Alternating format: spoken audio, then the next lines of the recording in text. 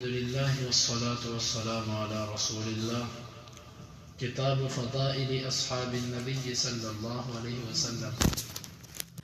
علیہ وسلم کے صحابہ کے فضائل کے بارے میں۔ باب فضائل اصحاب النبی ومن صاحب النبی او رآہ من المسلمین فہو من اصحابہ۔ یہ باب ہے اللہ کے نبی صلی اللہ علیہ وسلم کے صحابہ کے فضائل کا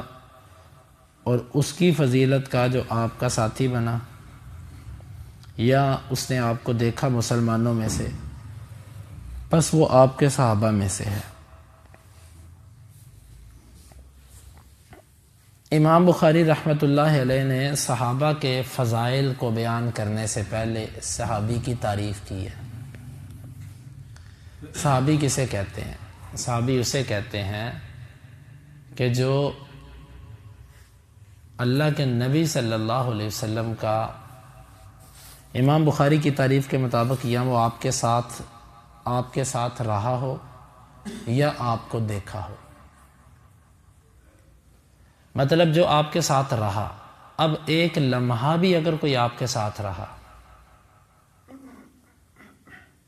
وہ صحابی کہلا سکتا ہے۔ بعض نے اس میں شرط لگائی ہے کہ نہیں، وہ 1 سال آپ کے ساتھ رہا ہو یا اس نے آپ کے ساتھ کوئی غزوہ کیا ہو، آپ کے ساتھ کچھ عرصہ گزارا ہو، لیکن یہ شرط اس کی کوئی دلیل نہیں ہے۔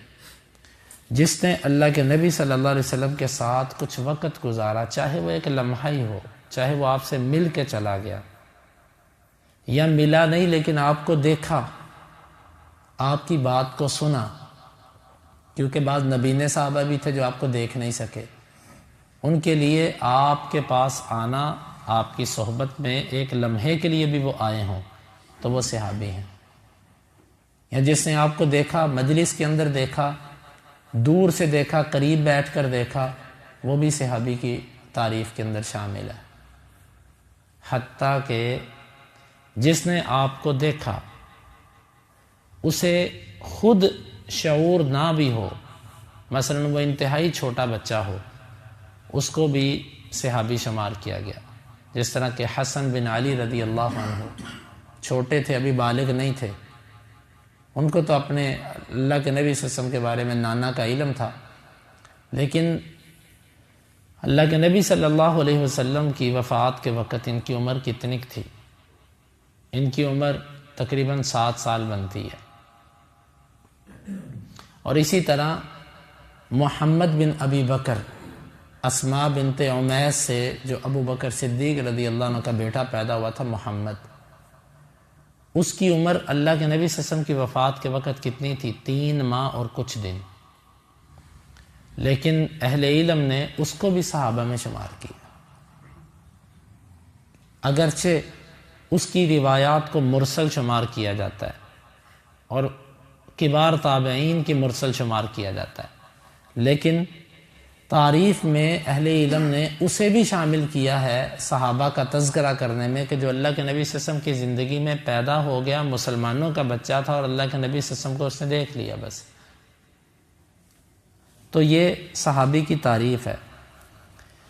خلاصہ یہ نکلا کہ جس نے اللہ کے نبی صلی اللہ علیہ وسلم کی صحبت اختیار کی یا جس نے اللہ کے نبی صلی اللہ علیہ وسلم کو دیکھا وہ صحابی ہے، من المسلمین، مسلمانوں میں سے ہو۔ اس قید سے وہ بندہ نکل گیا جس نے کفر کی حالت میں آپ کو دیکھا، وہ صحابی نہیں ہو سکتا۔ اور اسی طرح اس قید سے وہ بھی نکل گیا کہ جس نے اسلام لانے کے بعد کفر اختیار کر لیا، کیونکہ وہ مسلمان نہیں رہا، مرتد ہو گیا۔ جس طرح کہ کچھ لوگوں کے بارے میں آتا ہے کہ وہ اللہ کے نبی صلی اللہ علیہ وسلم کے زمانے میں مسلمان ہوئے اور بعد میں وہ پھر گئے اور پھر وہ اسلام کی طرف دوبارہ نہیں لوٹے، کچھ لوگ۔ تو یہ اللہ کے نبی صلی اللہ علیہ وسلم نے یعنی کہ من المسلمین کی قید سے وہ لوگ بھی نکل گئے، یعنی آسان لفظوں میں یوں کہہ لیجئے جس نے اللہ کے نبی صلی اللہ علیہ وسلم کو دیکھا یا آپ سے ملا اور پھر اسلام کی حالت میں ملا اور اسی ایمان پر وہ فوت ہوا، یہ صحابی ہے۔ امام بخاری کہتے ہیں کہ ہمیں بیان کیا علی بن عبداللہ نے، وہ کہتے ہیں ہمیں بیان کیا سفیان نے عمر سے، وہ کہتے ہیں میں نے سنا جابر بن عبداللہ کو، وہ کہتے ہیں کہ ہمیں بیان کیا ابو سعید الخدری نے، وہ کہتے ہیں کہ اللہ کے رسول صلی اللہ علیہ وسلم نے فرمایا یأتی علی الناس زمان فیغزو فئام من الناس، لوگوں پر ایک ایسا زمانہ آئے گا وہ جہاد کے لیے نکلیں گے، جہاد کے لیے ایک جماعت نکلے گی لوگوں میں سے، فیقولون فیکم من صاحب رسول اللہ صلی اللہ علیہ وسلم، رسول اللہ صلی اللہ علیہ وسلم، اور وہ کہیں گے کیا تم میں کوئی اللہ کے نبی کا صحابی ہے؟ فیقولون لہم نعم، وہ کہیں گے جی ہاں، فیفتح لہم، پس وہ جہاد میں ان کو فتح دی جائے گی، ثم یأتی علی الناس زمان، پھر ایک ایسا وقت آئے گا، فیغزو فئام من الناس، ایک جماعت جہاد کے لیے نکلے گی، فیقال هل فیکم من صاحب اصحاب رسول اللہ صلی اللہ علیہ وسلم، کیا تم میں سے کوئی ایسا ہے جو اللہ کے رسول کے صحابہ کا ساتھی رہا ہو؟ فیقولون نعم، وہ کہیں گے جی ہاں، فیفتح لہم، ان کو بھی فتح دی جائے گی، ثم یاتی علی الناس زمان فیغزو فئام من الناس، پھر ایک وقت آئے گا لوگ جہاد کے لیے نکلیں گے، فیقال هل فیکم من صاحب اصحاب رسول اللہ صلی اللہ علیہ وسلم، کیا تم میں سے کوئی ایسا شخص ہے جس نے نبی کے ساتھی کا ساتھ اختیار کیا ہو؟ فیقولون نعم، وہ کہیں گے جی ہاں، فیفتح لہم، پس ان کے لیے فتح دی جائے گی۔ اس حدیث مبارک میں اللہ کے نبی صلی اللہ علیہ وسلم نے 3 قسم کے لوگوں کا ذکر کیا، ایک صحابی، دوسرا تابعی اور تیسرا تبع تابعی۔ لوگ جہاد کے لیے نکلیں گے، ایک صحابی کی برکت ہوگی، وہ جس غزوے میں ہوگا اللہ فتح دے گا، پھر تابعی ساتھ نکلے گا، تابعی کی برکت سے فتح ہوگی، پھر تبع تابعی نکلے گا، پھر تبع تابعی کی برکت سے فتح ہوگی۔ یہ 3 زمانوں کا آپ نے ذکر فرمایا۔ تو اس سے یہ بات معلوم ہوئی کہ اللہ کے نبی صلی اللہ علیہ وسلم کے صحابہ اور اس کے بعد تابعین اور پھر اس کے بعد تبع تابعین، یہ افضل لوگ ہیں، بہترین لوگ ہیں۔ اس میں اہل علم کا اختلاف ہے کہ یہ جو کہا جاتا ہے کہ صحابہ کرام افضل ہیں بعد والوں سے، کیا یہ فضیلت مجموعی اعتبار سے ہے یا ایک ایک فرد کی بعد والے ہر فرد پر فضیلت ہے؟ ایک ہوتا ہے نا کہ ہم کہتے ہیں یہ جماعت افضل ہے، جماعت کا مطلب ہوتا ہے یہ مجموعی طور پر افضل ہے، لیکن ان میں سے ہر بندہ بعد والے بندوں سے افضل نہیں ہے۔ لیکن ایک ہوتا ہے کہ ہم کہیں کہ یہ جماعت ہے، اس کا ہر فرد بعد میں آنے والے ہر فرد سے افضل ہے۔ وہ کہتے ہیں یہ فضیلت انفرادیت کے اعتبار سے ہے کہ اجتماعی اعتبار سے؟ جمہور اہل علم کا موقف یہ ہے کہ یہ انفرادی اعتبار سے، کہ صحابہ کا ایک فرد، وہ ادنا سے ادنا بھی کیوں نہ ہو، وہ بعد میں آنے والوں سے بہتر ہے۔ بعض اہل علم نے کہا ہے کہ نہیں، بعد میں آنے والے کچھ لوگ بعض صحابہ سے افضل ہو سکتے ہیں، بعض صحابہ سے۔ یہ وہ صحابہ کرام ہیں جنہوں نے صرف آپ کو دیکھا ہی ہے، یا آپ کے پاس کچھ دیر رہے ہیں، نہ کسی غزوے میں شریک ہوئے اور نہ اللہ کے راستے میں آپ کی زندگی میں کوئی خرچ کیا۔ وہ کہتے ہیں کہ ایسوں سے بعد والے تابعی تبع تابعی افضل ہو سکتے ہیں، لیکن یہ بات درست نہیں ہے۔ اس کی وجہ یہ ہے، صحابی کو جو ایک فضیلت ملی ہے،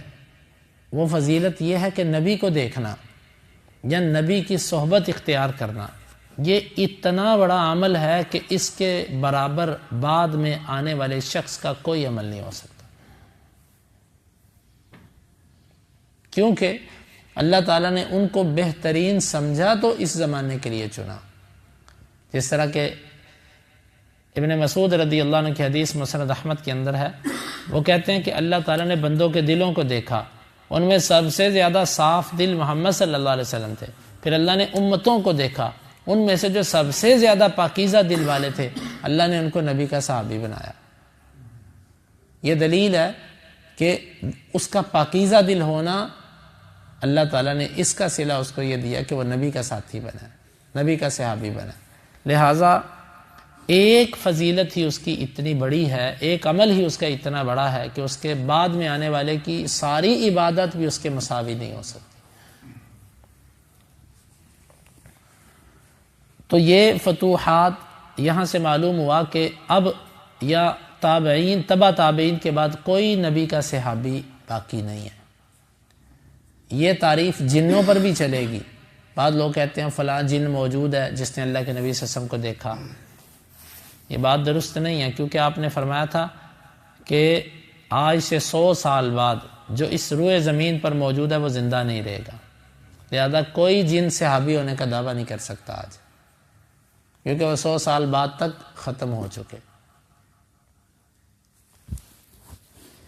اس میں کوئی شک نہیں کہ ان کی عمریں زیادہ ہوتی ہیں، لیکن صحابی ہونے کا دعویٰ اس وقت کوئی نہیں کر سکتا۔ امام بخاری کہتے ہیں ہمیں بیان کیا اسحاق نے، وہ کہتے ہیں ہمیں بیان کیا نضر نے، وہ کہتے ہیں ہمیں بیان کیا شعبہ نے، وہ ابو جمرہ سے، وہ کہتے ہیں میں نے زہدم بن مزرب کو سنا، وہ کہتے ہیں میں نے سنا عمران بن حسین رضی اللہ عنہ کو، وہ کہتے ہیں قال رسول اللہ صلی اللہ علیہ وسلم، اللہ کے رسول صلی اللہ علیہ وسلم نے فرمایا خیر امتی قرنی، میری امت میں سے بہترین میرا زمانہ ہے، ثم الذین یلونہم، ثم الذین یلونہم، پھر وہ جو ان سے ملے ہوئے ہیں، پھر وہ جو ان سے ملے ہوئے ہیں۔ قال عمران کہتے ہیں فلا ادری اذکر بعد قرنہ قرنین او ثلاثۃ، عمران کہتے ہیں مجھے یہ نہیں پتا کہ آپ نے اپنے زمانے کے بعد 2 زمانوں کا ذکر کیا یا 3 کا۔ ثم ان بعدکم قوم یشہدون ولا یستشہدون، پھر تمہارے بعد ایسے لوگ آئیں گے جو گواہیاں دیں گے اور ان سے گواہی لی نہیں جائے گی، وَيَخُونُونَ وَلَا يُؤْتَمَنُونَ، وہ خیانت کریں گے اور وہ امانت دار نہیں ہوں گے، وَيَنْظُرُونَ وَلَا يَفُونَ، وہ نظریں مانیں گے لیکن اسے پورا نہیں کریں گے، وَيَظْهَرُ فِيهِمُ السِّمَنُ، اور ان میں موٹاپا ظاہر ہو جائے گا۔ اس حدیث مبارک میں آپ نے فرمایا کہ قرن کسے کہتے ہیں؟ قرن کی تعریف پر بہت سارے اقوال اہل علم کے، اس میں سب سے راجح اور درست بات یہ ہے قرن کہتے ہیں ان لوگوں کو جو ایک کام کے اندر شریک ہو جائیں۔ مثلا اللہ کے نبی صلی اللہ علیہ وسلم کی نبوت کے دعوے سے لے کر آپ کی وفات تک تقریباً کچھ ماہ کم 23 سال کا عرصہ بنتا ہے۔ اس 23 سال یا کچھ زیادہ، اس 23 سال کے عرصے میں جو آپ کے ساتھ شریک ہوا ایمان اور اسلام کے اندر، وہ قرن ہے، اصل قرن اسے کہتے ہیں۔ بعض لوگ کہتے ہیں قرن کہتے ہیں 100 سال کو، لیکن سب سے جامع تعریف یہ ہے کہ قرن، بعض روایات سے بھی وہ استدلال کرتے ہیں کہ اللہ کے نبی صلی اللہ علیہ وسلم نے ایک صحابی کے بارے میں کہا تھا یہ ایک قرن زندہ رہے گا، تو وہ 100 سال زندہ رہا، لیکن یہ بات درست نہیں۔ قرن کی دلالت جو ہے، جامع تعریف اس کی وہ یہی بنتی ہے کہ جو لوگ ایک کام کے اندر ایک وقت میں شریک ہوں ان کو ایک قرن کہا جاتا ہے۔ اب اللہ کے نبی صلی اللہ علیہ وسلم کی وفات تک جو اسلام کے اندر داخل ہوا اور آپ کو اس نے دیکھ لیا وہ صحابی بن گیا، اور یہ ایک قرن ہے، یعنی صحابہ جتنے بھی تھے وہ ایک قرن تھے۔ اس کے بعد ابو بکر رضی اللہ عنہ کے زمانے میں بھی تابعی پیدا ہوئے، عمر رضی اللہ عنہ کے زمانے میں تابعی پیدا ہوئے، عثمان کے زمانے میں، علی کے زمانے میں رضوان اللہ علیہم اجمعین تابعین پیدا ہوتے رہے، یہ صحابہ کے ساتھ رہتے رہے ہیں، لیکن یہ قرن الگ ہے۔ اگر آپ 100 سال کو قرن کہہ دیں گے پھر آپ کو تابعین اور تبع تابعین کو بھی اسی قرن میں شمار کرنا پڑے گا، تو یہ قرن نہیں ہے۔ قرن کہتے ہیں ایک کام کے اندر شریک ہونے والے لوگ، لہذا صحابہ اکرام ایک قرن تھے۔ اس کے بعد تابعین جو ابو بکر کے زمانے سے شروع ہوئے اور پھر آخری صحابی کو دیکھنے تک جتنے لوگ بھی اس میں شریک رہے وہ ایک قرن ہے۔ پھر اس کے بعد تبع تابعین ہے، آخری تابعی کو دیکھنے تک جتنے لوگ شریک رہے اس عمل میں وہ تیسری قرن ہے۔ اب دیکھا جائے گا کہ آخری صحابی کب فوت ہوا۔ آخری صحابی فوت ہوا ہے، 3 اقوال ہیں اس کے بارے میں۔ ابو طفیل رضی اللہ عنہ وہ آخری صحابی ہیں جو فوت ہوئے، ان کے بارے میں 3 اقوال ہیں۔ ایک قول یہ کہ وہ 100 ہجری میں فوت ہوئے،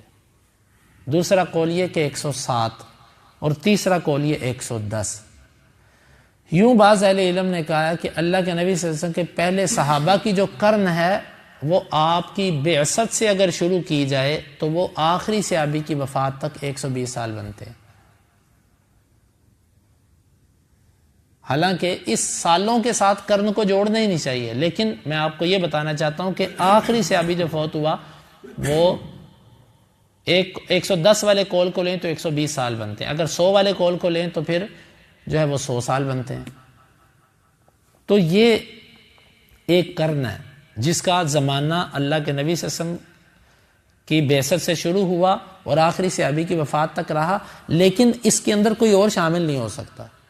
اللہ کے نبی کی وفات پر یہ قرن کا دروازہ بند ہو گیا، بعد میں پیدا ہونے والا اس میں داخل نہیں ہو سکتا، اگرچہ صحابہ موجود ہیں، وہ لوگ موجود ہیں ان میں، لیکن وہ کوئی اس قرن میں آ نہیں سکتا۔ دوسرے پھر تابعین ہیں جن کا زمانہ اہل علم نے ابو بکر کی خلافت کے بعد پیدا ہونے والوں سے لے کر 170 ہجری تک بیان کیا، یعنی آخری تابعی جو فوت ہوا ہے نا وہ 170 ہجری میں فوت ہوا ہے، تو 170 پر یہ دروازہ بند ہو گیا۔ اب اس کے بعد تیسری قرن ہے جس کے لوگ اگرچہ پہلے موجود تھے دوسری قرن کے اندر، لیکن وہ دوسری قرن میں داخل نہیں ہو سکتے، کیونکہ دوسری قرن والے وہ تھے جنہوں نے صحابہ کو دیکھا۔ تو اب آگے تیسری قرن، تیسری قرن کا جو آخری تبع تابعی فوت ہوا وہ 220 کے اندر ہوا، بس۔ یعنی ان تینوں قرنوں کا جو زمانے کے اعتبار سے دیکھیں تو 220 بنتا ہے، لیکن اصل بات یہی ہے کہ نبی کو دیکھنے میں جو شریک تھے وہ ایک قرن، صحابی کو دیکھنے میں جو شریک تھے وہ دوسری قرن، تابعی کو دیکھنے میں جو شریک تھے وہ تیسری قرن، بس یہ ہے قرن۔ تو آپ نے فرمایا سب سے افضل ترین میری قرن ہے، میرا زمانہ ہے۔ اب یہاں سے بعض اہل علم نے کہا نہیں جی کچھ احادیث ہیں اس میں آپ نے فرمایا کہ میری امت جو ہے نا مثل امتی مثل المطر، میری امت کی مثال بارش کی ہے، لا یدرا اولہ خیر ام آخرہ او کما قال، بارش جب ہوتی ہے تو پتہ نہیں ہوتا بارش پہلے والی بارش زیادہ نفع مند ہوتی ہے کہ آخر والی، تو میری امت پتہ نہیں ہے اس کے پہلے لوگ افضل ہوں گے یا بعد والے، جبکہ امام نووی رحمۃ اللہ علیہ نے اس کا بڑا اچھا معنی بیان کیا۔ وہ کہتے ہیں کہ یہ عام لوگوں کے بارے میں نہیں ہے، بلکہ اس کا معنی یہ ہے کہ عیسیٰ علیہ السلام کے زمانے میں جو لوگ ہوں گے عیسیٰ کے ساتھ مل کر وہ جہاد کریں گے اور سارا کفر ختم ہو جائے گا، اسلام غالب آ جائے گا، ہر طرف ایمان ہی ایمان، نہ دلوں کے اندر کینہ ہوگا، نہ دلوں کے اندر حسد ہوگا، نہ کبھی بھیڑیا بکری کو کھائے گا، نہ سانپوں کے اندر زہر ہوگا، نہ کبھی شیر اور چیتا انسانوں کے اوپر حملہ کرے گا، ہر طرف امن ہی امن، سکون ہی سکون، سلامتی سلامتی، محبت ہی محبت، نہ کفر کا نام ہوگا۔ وہ کہتے ہیں کہ اس زمانے کے لوگ اللہ کے نبی صلی اللہ علیہ وسلم نے جو امن قائم کیا تھا وہ ان پر مشتبہ ہو جائے گا کہ ان میں سے کون سا بہتر، حالانکہ بہتر آپ کا زمانہ ہی ہے۔ اور ایک حدیث میں یہ بھی آتا، آپ نے فرمایا کہ جس امت کے ابتدا میں ہوں اور اس کی اخیر میں اس کی انتہا پہ عیسیٰ ابن مریم ہوں گے، وہ امت کبھی جو ہے وہ بے یار و مددگار نہیں چھوڑی جا سکتی۔ تو یہ آپ نے اس امت کو خیر والا قرار دیا جس کی ابتدا آپ سے ہوئی اور اس کی انتہا عیسیٰ سے ہوگی، لیکن اس کے باوجود بعد میں آنے والے لوگ اس عمل کے کبھی بھی برابر نہیں ہو سکتے جو صرف نبی کو ایک دیکھنے کا عمل ہے، کیونکہ اللہ نے قرآن میں فرمایا لا یستوی من انفق قبل الفتح وقاتل، لا یستوی منکم من انفق قبل الفتح وقاتل، جس نے فتح سے پہلے خرچ کیا اور لڑائی کی، کوئی اس کے برابر نہیں ہو سکتا۔ جب بعد والے صحابہ پہلے والے صحابہ کے برابر نہیں ہو سکتے تو بعد میں آنے والے لوگ صحابہ کے برابر کیسے ہو سکتے؟ تو اس لیے جتنی بھی ایسی احادیث ہیں اس کا معنی ایک عمل کے اندر اجر کا زیادہ ہونا۔ مثلا ایک حدیث کے اندر آتا، آپ نے فرمایا کہ کچھ ایسے لوگ آئیں گے کہ ان کو 50 بندوں کے برابر اجر ملے گا۔ صحابہ نے کہا 50 منا ام منہم، 50 ہمارے میں سے یا ان میں سے، اس زمانے کے 50۔ آپ نے فرمایا تم میں سے 50، یعنی ایک بندہ عمل کرے گا اس کو 50 صحابہ کے عمل کا برابر کا ثواب ملے گا۔ اب یہ حدیث ہے، بعض لوگ اس پر بھی بعض اہل علم نے تردد کا اظہار کیا کہ یہ کیسے ممکن ہے، ایک فتنوں کے دور میں آنے والے بندے کو 50 بندوں جتنا اجر ملے گا؟ تو اہل علم نے اس کا جواب یہ دیا، اس کی وجہ یہ ہے اللہ کے نبی صلی اللہ علیہ وسلم کے زمانے میں ابتدا کے اندر دین پر عمل کرنا بڑا ہی مشکل تھا، ہر طرف کفر ہی کفر، ہر طرف فتنے ہی فتنے، ہر طرف خوف ہی خوف، ہر طرف دشمنیاں ہی دشمنیاں، اس کے باوجود انہوں نے حق کو قبول کیا۔ قرب قیامت بھی ایسے فتنے آئیں گے، ہر طرف فتنہ، ہر طرف مصیبت، ہر طرف دیندار لوگوں کے لیے مشکلات، لیکن اس کے باوجود جو لوگ دین پر عمل کریں گے وہ اس زمانے سے مشابہ ہو جائیں گے جو زمانہ مکے کے لوگوں کا تھا۔ تو ان کو تو نبی کا سہارا تھا، نبی کو دیکھ کر ان کے سارے غم ہلکے ہو جاتے تھے، تو بعد میں آنے والے لوگوں کو تو نبی کی رویت بھی نصیب نہیں ہوگی۔ تو اس لیے انہوں نے کہا کہ یہ آپ نے فرمایا کہ 50 بندوں کے برابر اجر، لیکن یاد رکھیے گا اجر، اس کے دو جواب ہیں۔ اجر میں زیادہ ہونا مرتبے میں زیادہ ہونے پر دلالت نہیں کرتا، جس طرح کہ فرعون کے جو جادوگر تھے انہوں نے فرعون سے کہا ان لنا اجرا ان كنا نحن الغالبین، اگر ہم غالب آئیں تو ہمیں اجر ملے گا۔ اس نے آگے سے کہا تھا تم اجر کی بات کرتے ہو، انکم لمن المقربین، تم مقرب لوگوں میں سے ہوگے، اجر کو چھوڑو تم مقرب ہو جاؤ گے۔ اس کی مثال آپ یوں سمجھے کہ ایک بندہ وزیر اعظم کا سیکٹری ہے، اس کی تنخواہ ہے 50,000، ایک بندہ بہت پڑھا لکھا، اس کی تنخواہ 50 لاکھ۔ اب تنخواہ اس کی زیادہ ہے لیکن اپروچ کس کی زیادہ ہے؟ جو سیکٹری ہے، وہ 50,000 تنخواہ لیتا ہے لیکن وہ اپنا کام نکلوا سکتا ہے قرب کی وجہ سے، اس کو قرب حاصل ہے۔ صحابہ کرام کو اللہ کے نبی صلی اللہ علیہ وسلم کا قرب حاصل تھا، بعد میں آنے والا کسی عمل میں اجر تو زیادہ لے جائے گا لیکن قرب نہیں لے سکتا، ایک جواب۔ دوسرا جواب اس کا یہ ہے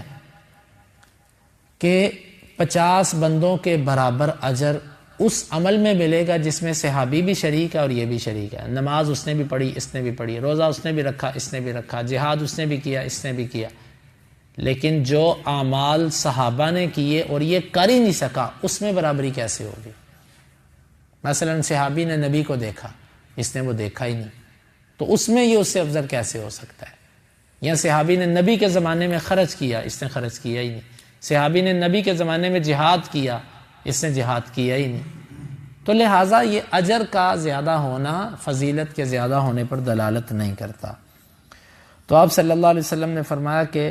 پھر اس کے بعد کا زمانہ اور پھر اس کے بعد کا زمانہ، یہ دلیل ہے کہ صحابہ کرام سب کے سب افضل تھے، پھر اس کے بعد تابعین، پھر اس کے بعد تبع تابعین۔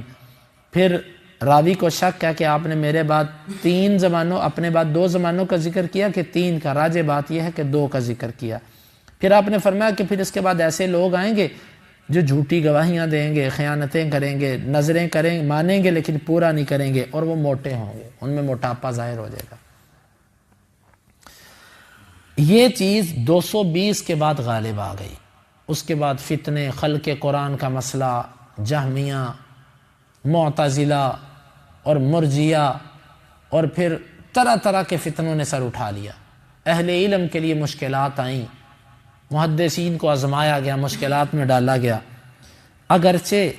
دوسرے اور تیسرے زمانے میں بھی جھوٹ بولنے والے لوگ موجود تھے، کیونکہ جتنے فتنوں کا آغاز ہوا ہے یہ دوسری صدی میں ہو چکا، دوسری قرن میں ہو چکا تھا، لیکن اس میں غالب خیر تھی۔ جب یہ تینوں زمانے پورے ہو گئے پھر اس میں غالب شر رہا، یہ جھوٹ زیادہ ہو گیا اور یہ سب چیزیں زیادہ ہو گئیں۔ تو یہ اللہ کے نبی صلی اللہ علیہ وسلم نے ان زمانوں کی فضیلت کے حوالے سے بیان کیا۔ امام بخاری کہتے ہیں ہمیں بیان کہ محمد بن کثیر نے، وہ کہتے ہیں ہمیں خبر دی سفیان نے منصور سے، وہ ابراہیم سے، وہ عبیدہ سے، وہ عبداللہ رضی اللہ عنہ سے، بے شک اللہ کے نبی صلی اللہ علیہ وسلم نے فرمایا خیر الناس قرنی ثم الذین یلونہم ثم الذین یلونہم ثم یجیء قوم تسبق شہادت احدہم یمینہ ویمینہ شہادتہ۔ آپ نے فرمایا بہترین زمانہ کہ لوگ میرے ہیں، میری قرن کے ہیں، پھر وہ جو ان سے ملے ہیں، پھر وہ جو ان سے ملے، پھر ایسی قوم آئے گی جن کی گواہیاں ان کی قسموں پر غالب آ جائیں گی اور ان کی قسمیں ان کی گواہیوں کے اوپر سبقت لے جائیں گی۔ ابراہیم کہتے ہیں وَكَانُوا يَضْرِبُونَنَا عَلَى الشَّهَادَةِ والعہد ونحن صغار، وہ ہمیں گواہیوں کے اوپر گواہیاں بیان کرتے تھے اور وعدے، اور ہم چھوٹے تھے، یعنی کہ وہ جھوٹی باتیں کریں گے، غلط قسم کے وعدے کریں گے لیکن اس کو کبھی بھی پورا نہیں کریں گے۔ اللہ رب العالمین سے دعا ہے اللہ تعالیٰ سمجھنے کی اور عمل کی توفیق عطا فرمائے۔ اس آخری پیرے کی وضاحت انشاءاللہ کل کے درس میں۔ سبحانک اللہم ربنا وبحمدک اشہد ان لا الہ الا انت استغفرک واتوب الیک۔ حدیث نمبر 3649، 50 اور 51۔